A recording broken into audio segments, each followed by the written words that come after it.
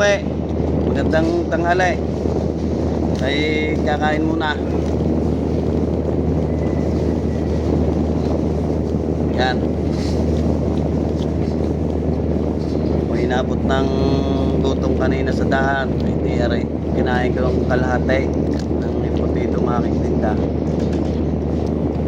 Yan. Kasi mo ngayon, ulam ngayon ng kalahati. No. Yan. Tapos lalagyan natin ng sili. Pag-ilas.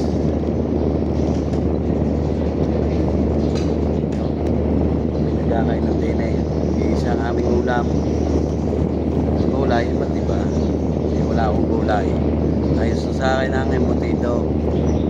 Ay malasa. Kaya kaysa may sardines, yung timusan. So, yan. Yung pusay na rin.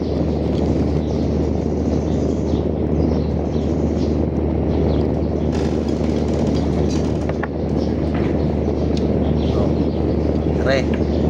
Kakalahati na. Yan. Kain tayo. Salamat. Bye-bye.